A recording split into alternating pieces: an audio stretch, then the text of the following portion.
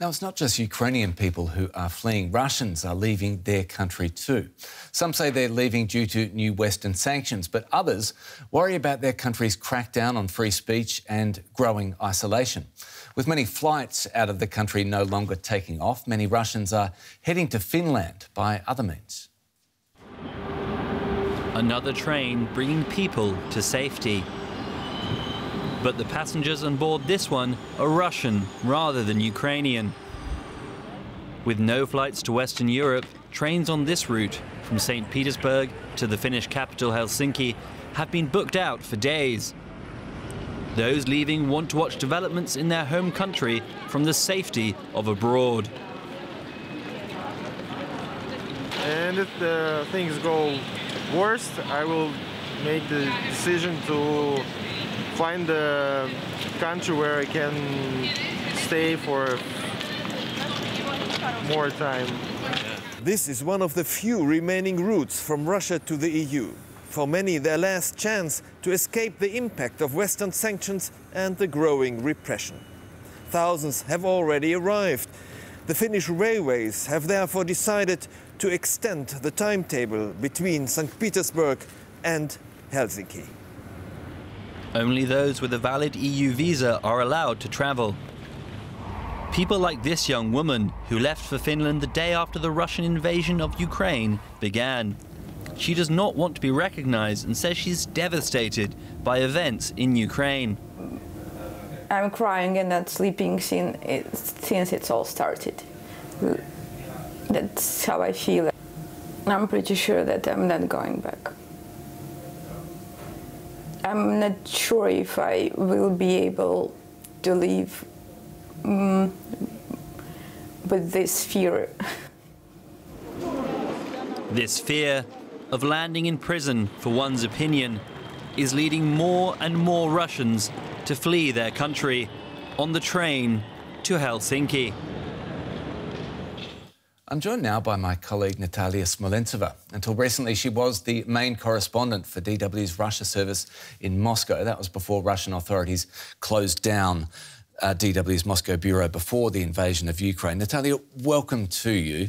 You're here in Berlin now. I'm interested, did you feel that you had a choice, or did you feel that you simply had to leave Russia?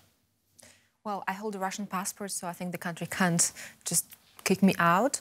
But since the shutdown of the bureau, but especially since the beginning of the war and this crackdown on independent media, I had a feeling it was not safe to be in the country, especially after the General Prosecutor Officer kind of reminded us that any assistance to foreign state in the situation of this special operation can be called treason, and it's punishable by law. So there was a big red flag for us. Also, there was some new legislation concerning fake information about a Russian army. So essentially, for these fakes, you could go also to prison up to 15 years. So there was all these red flags that actually made it practically impossible for us as a journalist to work there.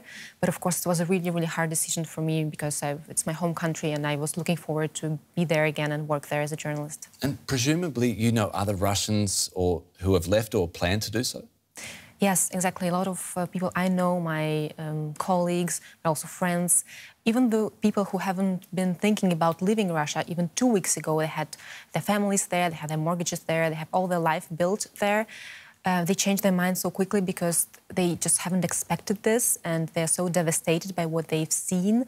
And some of them are afraid to be actually drawn into army because there were rumors about martial law, especially young men. Last week there was a big panic and a lot of young men I know also were choosing to leave the country.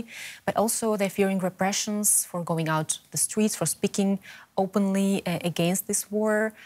Some people just can't continue their work there, including journalists. In the past week, around 150 journalists, but I think it's even more, had to leave the country because it's effectively dangerous for them to stay.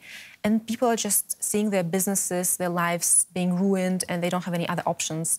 And they say that the sanctions will hurt the economy, so they decide to leave because of that. You've raised this.